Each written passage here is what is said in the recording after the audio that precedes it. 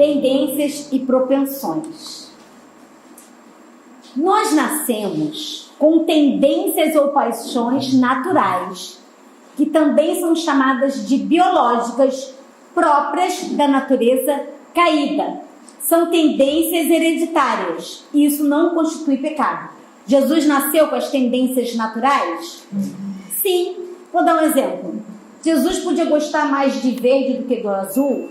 Ele poderia gostar mais de salgado do que de doce? São tendências naturais. São pecado? Não. Vamos ver agora a diferença. O bebê com essas tendências naturais da hereditariedade, ele não é um pecador. A partir do momento que esse ser comete o primeiro pecado por escolha, ele passa, esse ser humano, né, a ter as tendências ou paixões pecaminosas ou corruptoras.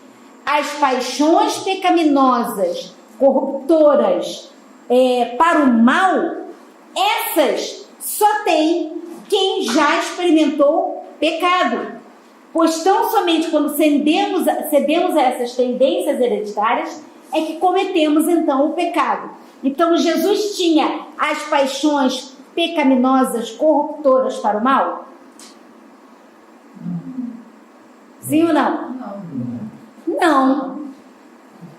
A gente tem que ter cuidado com isso, porque tem dois extremos. Tem aqueles que dizem que Jesus não tinha tendência nenhuma, nem paixão, nem inclinação, nem propensão. E tem aqueles que dizem que Jesus tinha tendência para o mal, para pecar. Então, aí que vem o equilíbrio que o Espírito de Profecia vai colocar. Porque a diferença é, Jesus é como se fosse um ser humano já 100% convertido. Vocês estão entendendo? No caso, então, Jesus poderia, se ele queria ser igual ao homem, esse homem estava com a nossa tendência, ele poderia, por acaso, se apaixonar por uma mulher? Eu creio que não. Não, porque ele já veio com a vontade humana santificada. Se ele não tivesse vindo com essa vontade santificada, ele é como se já fosse convertido. André, embora se apaixonar não é uma queda, não Sim, é um pecado. Certo. A diferença é que Jesus sabia a missão dele. Isso, ele poderia desejar casar. Jesus sabia a missão dele. Ele poderia vir e querer casar. Vamos supor, há algum pecado em casar? Não. Então, não teria problema nenhum. O problema seria o pecado em adulterar. Aí é diferente, né? Fornicar. Mas a missão dele Mas a é formar missão. Família, Exatamente. A família de Deus. Exatamente.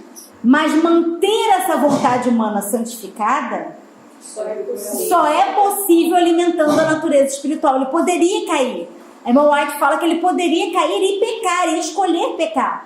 Então ele veio com a probabilidade de cair, com a probabilidade de pecar e de botar todo o universo em risco. Ele veio com essa possibilidade. Vocês não podem perder isso, tirar isso de mente. Hebreus 2,17 afirma que ele tomou toda a forma humana. Hebreus 4,15 fala, porém, sem pecado. Exatamente. Ele escolheu não pecar, mas ele era um homem inteiro, por completo, como a gente viu ali. O segredo era a comunhão constante, tanto que a maior dor que Cristo padeceu foi o quê? A separação do Pai. No momento que ele tomou todos os pecados da humanidade sobre si e houve a separação entre ele e o Pai, ali no momento da cruz. Ele poderia, até no Getsemane, né? Ele poderia desistir no Getsemane? Poderia. Quase fez isso. Ele falou, Pai, se possível, afasta de mim esse cálice. O que era esse cálice? De levar o pecado de toda a raça humana sobre a responsabilidade dele. Ele, como a gente viu ontem, ele foi tentado a desistir de nós. Ele foi tentado a nos abandonar. Ele foi tentado a não querer mais a gente. Olha só que tentação forte, terrível. Ele falou, basta nesse caso, se possível. Se possível. Mas seria apenas por vontade. Exato. Resolver o cálice da ira de Deus, que era para nós pecadores. Sim, é muito, muito forte isso. Olha, nós nascemos com tendências ou paixões naturais, ou chamadas biológicas, próprias da natureza caída. São tendências hereditárias, mas isso não se constitui o pecado. Essa aqui eu já li. Cadê? Estou no bebê. Somente quando pecamos começamos a cultivar em nós propensões pecaminosas. Vocês entenderam? Nós temos propensões pecaminosas por quê? Fazemos as escolhas. Porque pecamos. Todos já pecamos. Vamos supor, não é real, mas vamos supor que a Jane nasceu e ela nunca pecou. Isso só Jesus. Nunca pecou. Ela teria paixões ou tendências pecaminosas ou corruptoras? Não, ela não sabe, ela nunca pecou. Você entendeu? Então Jesus não tinha essas paixões corruptoras. Então, nascemos com a natureza pecaminosa. E que Cristo também, sujeito a pecar. Mas o bebê que nasceu, ele ainda não é um pecador. Não.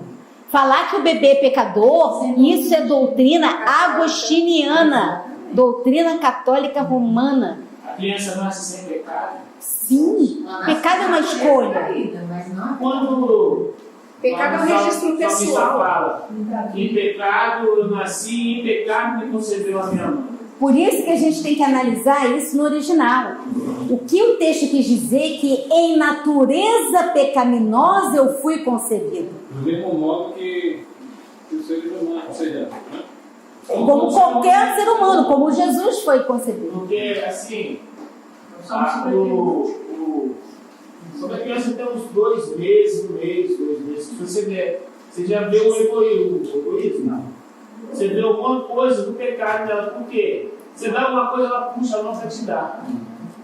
Olha, a criança faz muita coisa por visualizar, por contemplar. Então, se ela vê o irmãozinho segurando, ela também segura. Não que ela tenha intenção de raiva, não é. Não tem como um bebê nascer pecador. Isso é doutrina católica, gente. Mas o católico fala que a criança não nasce com pecado. Nasce, tanto é que batiza.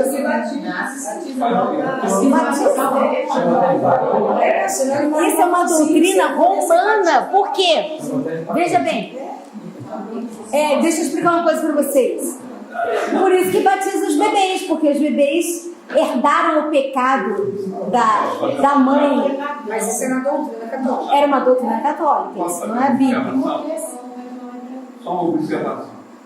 A Igreja Católica prega, inclusive no nosso meio, que a tendência pecaminosa é um pecado. Daí o pecado original. Isso. Porque você tem uma tendência. E a tendência para pecar, e a Bíblia vem falar. O que é o pecado? Transgressão da lei. Que lei o bebê Não conhece. Tem como a lei tem os 10 mandamentos. Qual dos 10 mandamentos uma criança de 6 meses que ele está transgredindo? Osvaldo, e veja bem o perigo disso.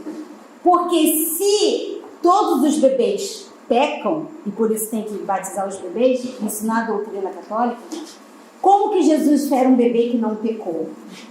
Aí eles pegam que ele herdou da Imaculada Concepção de Maria.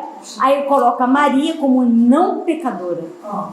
Isso é que é um perigo, porque na verdade Maria, quando ela exclama aquela oração linda que ela fez, quando ela concebeu, ela fala que ela era uma pecadora e ela carecia de Jesus, meu Salvador. Ela chamou o filho dela de meu Salvador. Se Jesus era salvador dela, claro que ela pecava. Agora veja bem, gente, Maria foi uma mulher escolhida por Deus, consagrada, uma mulher consagrada demais, porque as pessoas agora também botam Maria lá embaixo. Ela vai ser sim honrada quando Jesus voltar, quando ela ressuscitar, porque hoje ela está dormindo no pó da terra, que assim a Bíblia diz, né?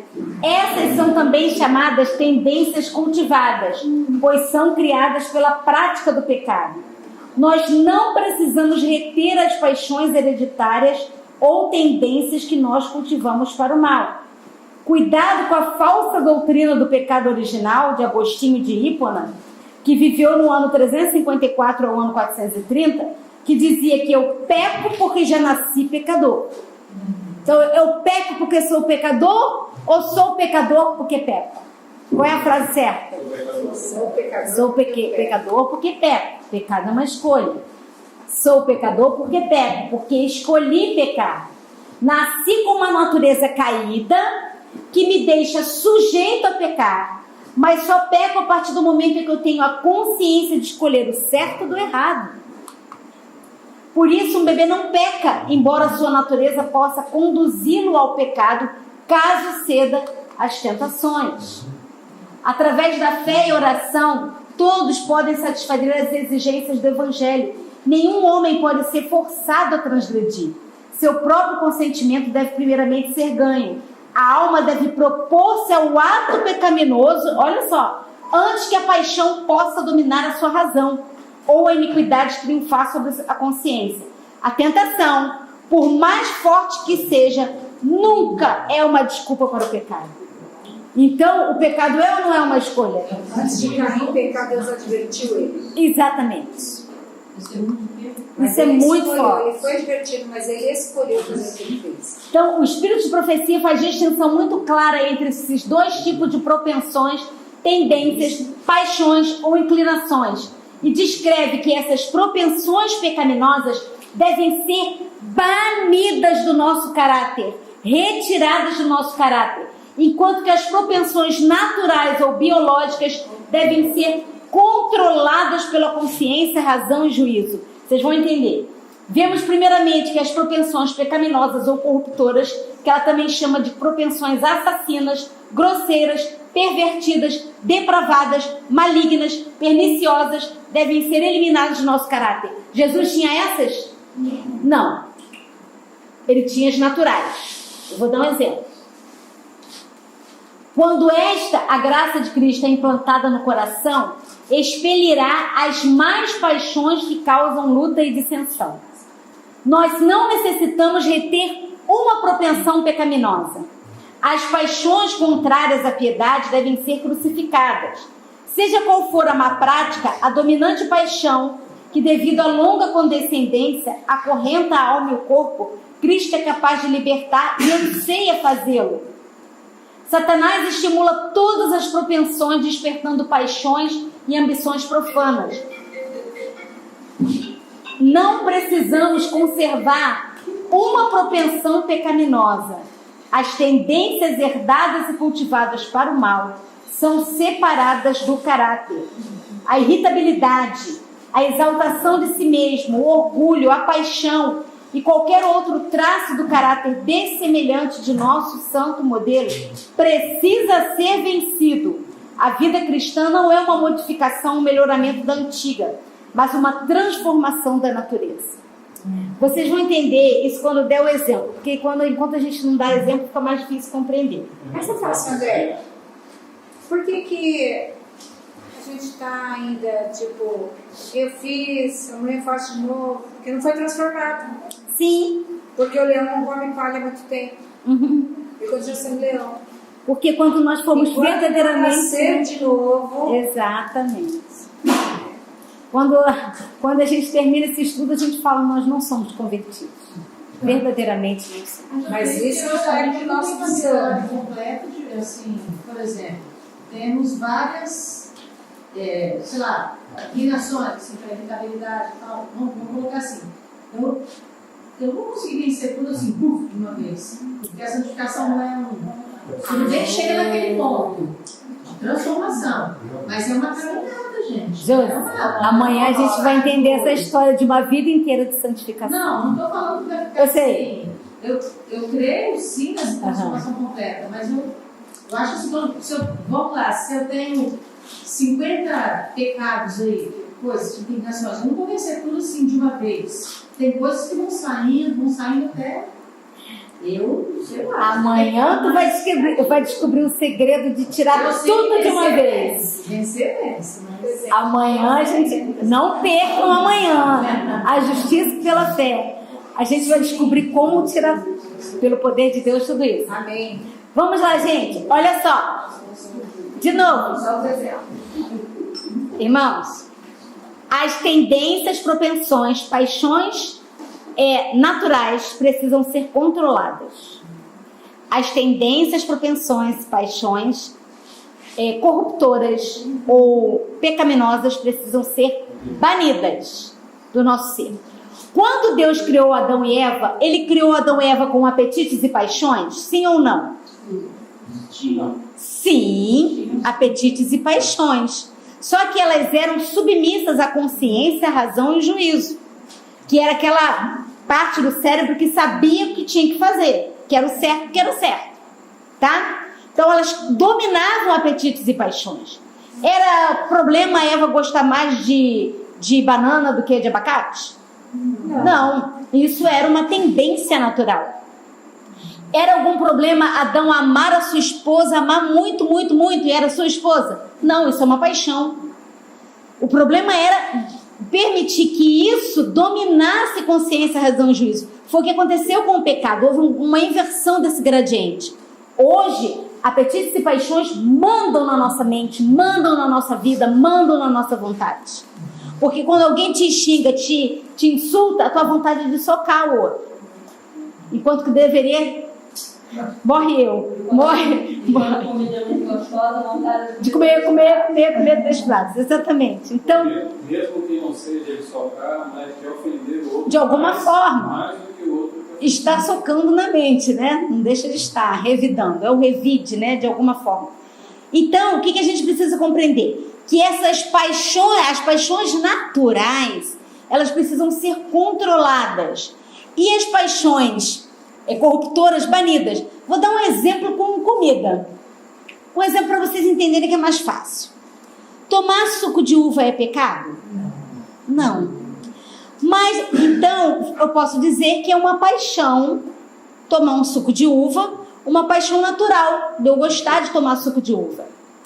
Mas olha só, olha como ela diz que as paixões precisam ser controladas. Mas se eu tomar 10 litros de suco de uva de uma vez só, virou pecado. Por quê? Então eu não controlei uma paixão natural, ela não foi controlada. Então essa paixão natural precisa ser controlada.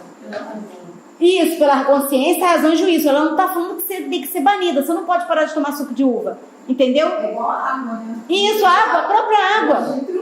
É saudável. Agora, se eu escolher tomar café ou refrigerante, aí que eu sei que faz mal, que é um veneno, isso é uma paixão corruptora. Isso é uma tendência para o mal. Isso tem que ser eliminado do ser. Entendeu? Eu fiz um exemplo simples com alimentação para vocês entenderem mais fácil. Então, Jesus tinha as tendências e paixões naturais, mas não as corruptoras, as pecaminosas. Nossas más paixões precisam ser todas superadas ou vencidas. As propensões para trivialidade e amor aos prazeres devem ser abandonadas.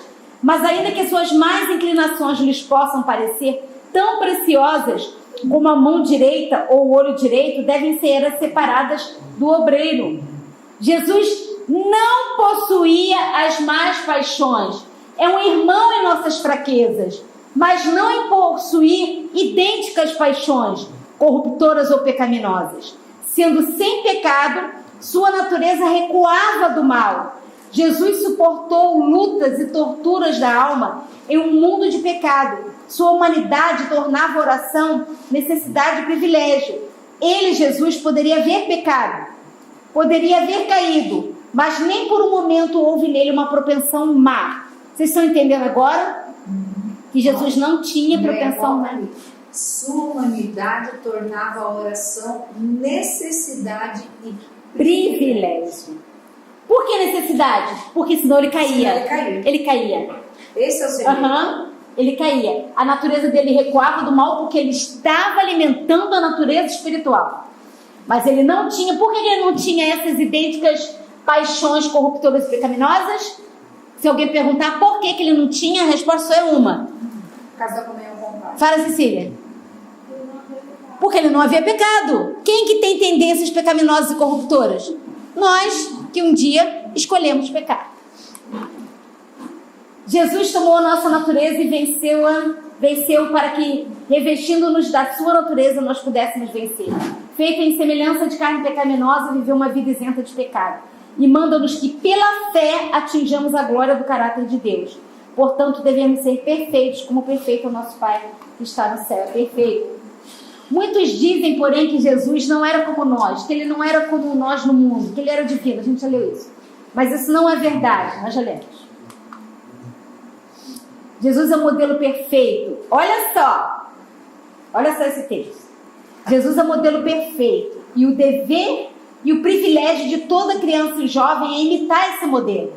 Tenham as crianças em mente que o menino Jesus tomara sobre si a natureza humana e que estava na semelhança da carne do pecado e era tentado por Satanás como todas as crianças são.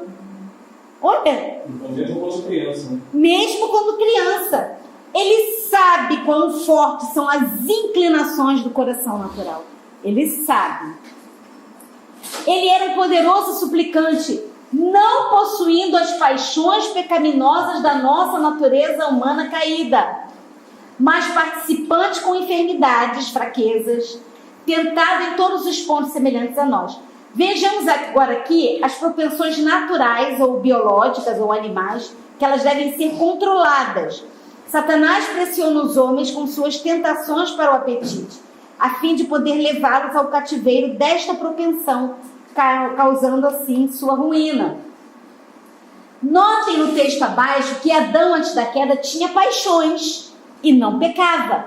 Isso mostra que ter propensões naturais não se constitui pecado em si. Olha o que fala sobre Adão. Os apetites e paixões de Adão antes da queda estavam sob o domínio da razão, da consciência e do juízo. Adão foi tentado pelo inimigo e ele caiu. Não foi um pecado enraizado que motivou ele a ceder, pois Deus o fez puro e reto à sua própria imagem. Ele, Adão, era como os anjos, sem falta, nós já vimos isso. Não tinha princípio corrupto, nem tendências para o mal. Aqui Paulo falando, né? Suas palavras e atos e paixões, tudo era posto sob o controle do Espírito de Deus.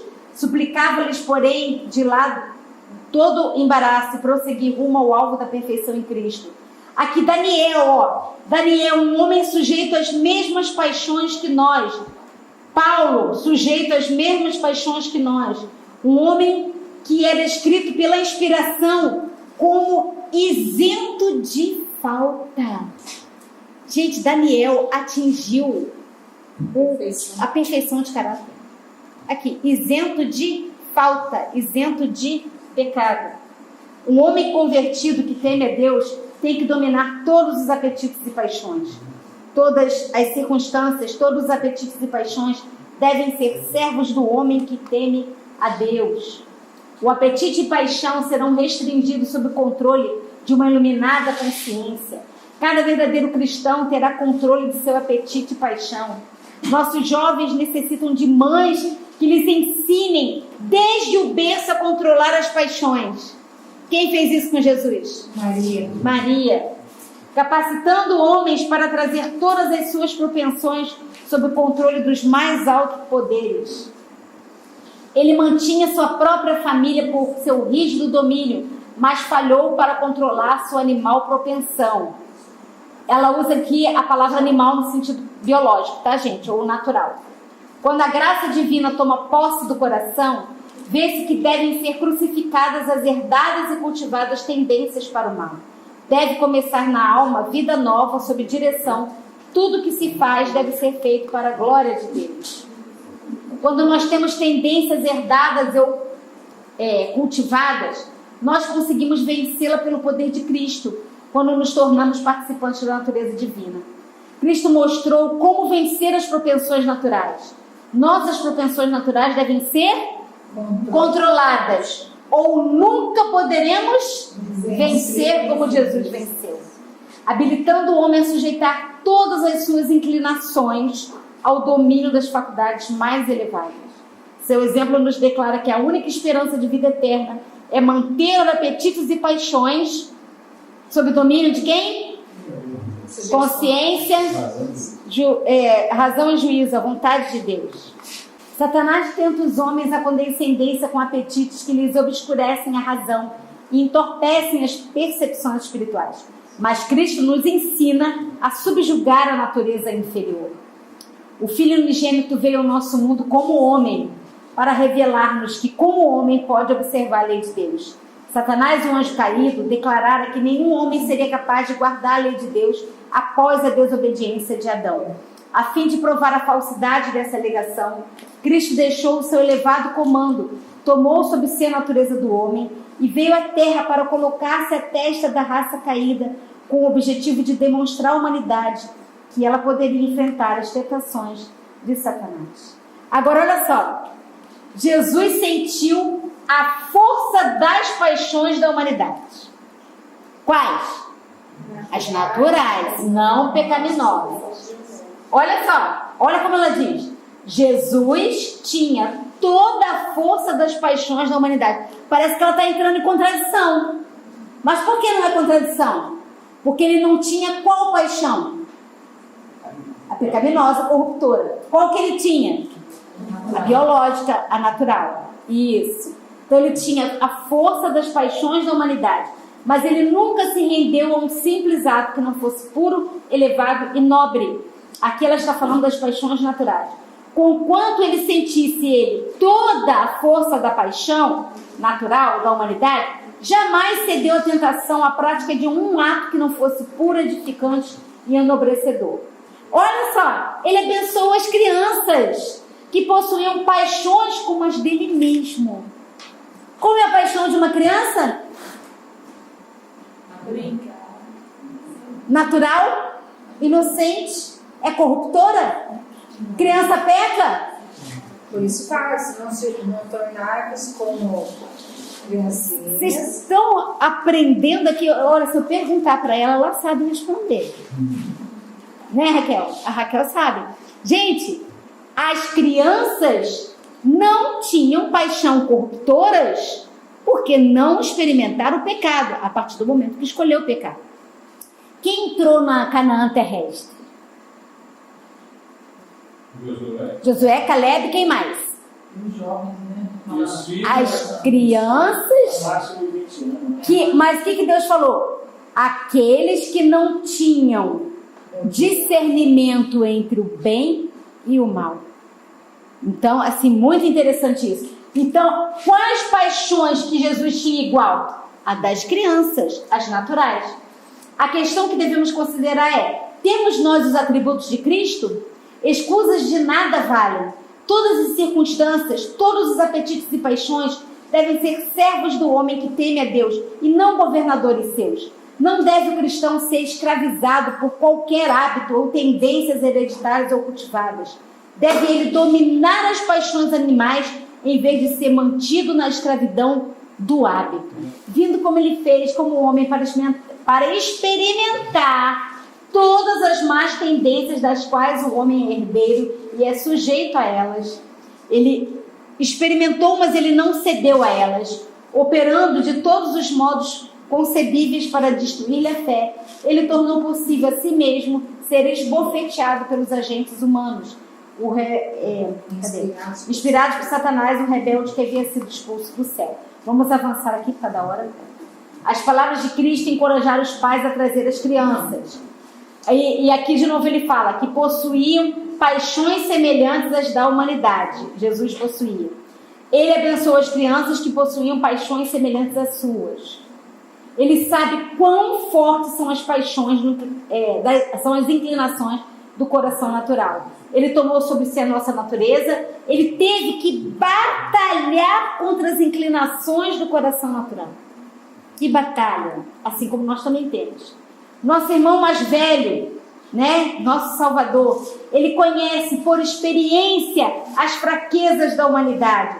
Ele foi feito semelhante aos irmãos, com as mesmas susceptibilidades, o quê?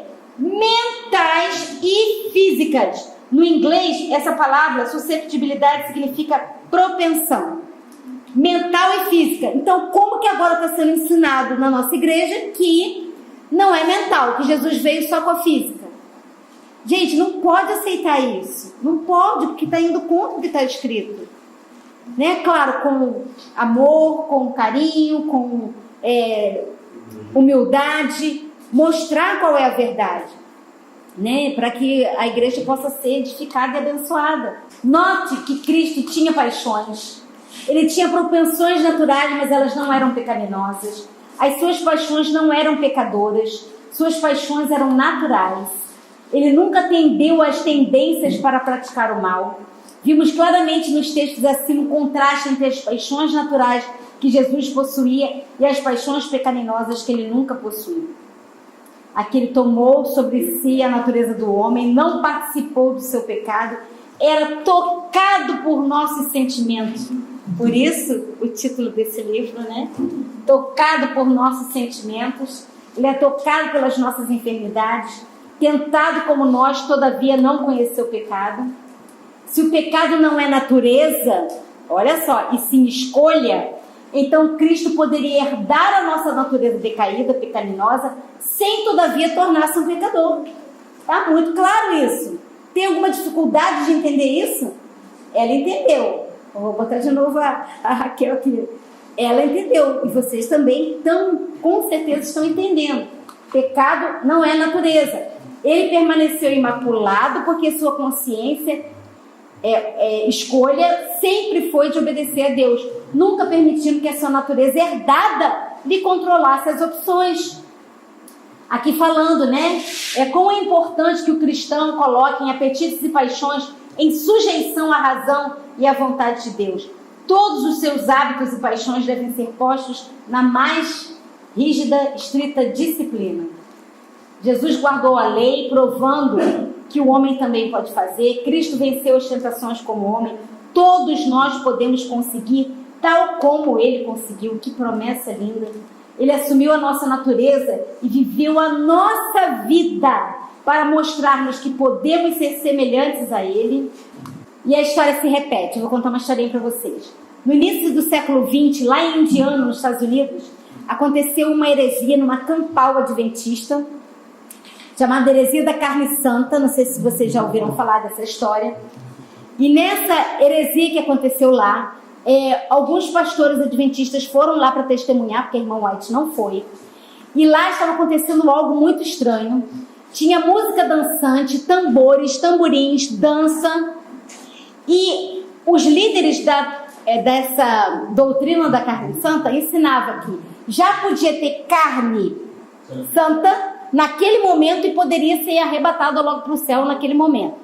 Só que eles ensinavam que Jesus veio com a natureza de Adão antes da queda.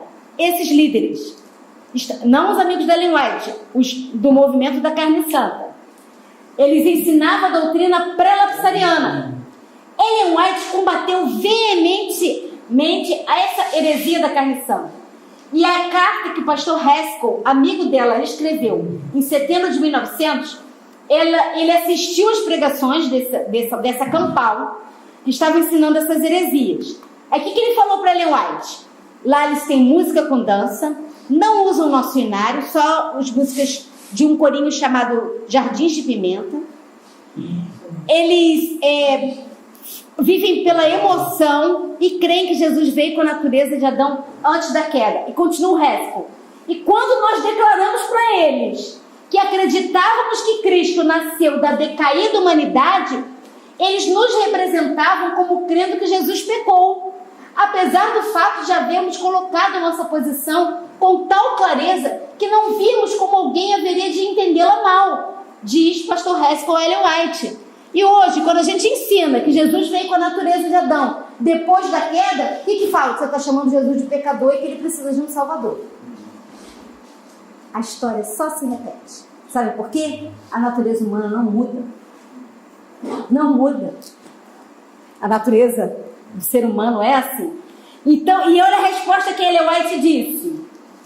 Ela respondeu que quando essas coisas que aconteceram em Indiana, ou seja, esse tipo de pregação de natureza pré-lapsariana, a música dançante entrando dentro da igreja com bateria, que ela fala, né? Aí é só um estudo de música que a gente pode fazer. Dança e outras coisas mais, emocionalismo, por aí vai, entrassem novamente na nossa igreja, a porta da graça estaria para se fechar. As coisas que descrevestes como ocorrendo em Indiana, o Senhor revelou-me que haviam de ocorrer imediatamente antes da terminação da graça. E diz também que aquilo que eles ensinavam não havia um fio de verdade nesse tecido que eles tecem. Agora eu pergunto, a porta da graça está ou não está se fechando? A lição, doutora André, é uma coisa interessante. porque coisas que a gente, eu pelo menos, né, eu e ele, a gente está vendo uma coisa assim que imaginava que jamais. Porque o objetivo nosso não é desejar a santificação? Sim. Cada vez mais se semelhante a Jesus, né? E quem nos lidera, procurar conduzir o rebanho, para ter esse desejo, ter esse foco, buscar isso. E a gente está vendo uma coisa assim, que aqueles que nos lideram, entre aspas, né, eles estimulam o contrário. Eles estão estimulando o contrário. E outra coisa, isso fala da nossa realidade. Se você apresentar mudanças, uma reforma de saúde, uma reforma de vestuário, isso já está acontecendo na prática. Assim. Você quer ser mais santo que os outros. Quem está fazendo isso? Nós ouvimos. Quem está fazendo isso quer ser melhor, quer se colocar num nível superior. E vem a calúnia. Isso aqueles membros que estão desejando isso ficam meio que amedrontados. Vou levar nome. Olha como é que o mundo trabalha. Você fica inimigo, meu Deus, se eu começar a fazer uma reforma de saúde, se eu começar a mudar meu vestuário, vão começar a pensar que eu estou querendo ser melhor que os outros. Olha o tipo como que a calúnia, a difamação, ela vem sendo costurada. Mas temos que suportar, sim, porque bem-aventurados que são perseguidos por causa da justiça, porque deles é o reino dos céus. E temos que suportar por amor aos outros irmãos. Né? E tem pastores fiéis, tem líderes fiéis, muito fiéis que a gente conhece, então tem de tudo, né? A gente sabe. Então, é isso que aconteceu naquela época. Devemos lembrar que o pastor Haskell acreditava na natureza de Cristo pós-queda e escreveu vários artigos sobre isso, inclusive esse aqui nas Sinais dos Tempos. Cristo não veio a este mundo e tomou sobre si mesmo a condição de Adão, mas ele desceu mais e mais baixo para encontrar o homem onde ele estava, enfraquecido pelo pecado, poluído por sua própria iniquidade. Cristo não revestiu a natureza dos anjos, nós já vimos, mas da nossa natureza caída. De sua parte humana, Cristo herdou exatamente o que herda todo filho de Adão, a natureza pecaminosa, e do lado divino, desde a sua concepção, ele foi gerado, nascido do Espírito. Aqui que a Sandra tinha falado, alguém falou, no livro Estudos Bíblicos, eu tenho isso. Editado pela CPB, no capítulo Vida Sem Pecado, na página 152, a edição antiga, até 1999, fala assim: em sua humanidade, Cristo participou de nossa natureza pecaminosa caída, ensinado por um livro da casa. Senão não seria, então, em tudo semelhante aos irmãos. Né? Falando que, como ele venceu, nós também podemos vencer.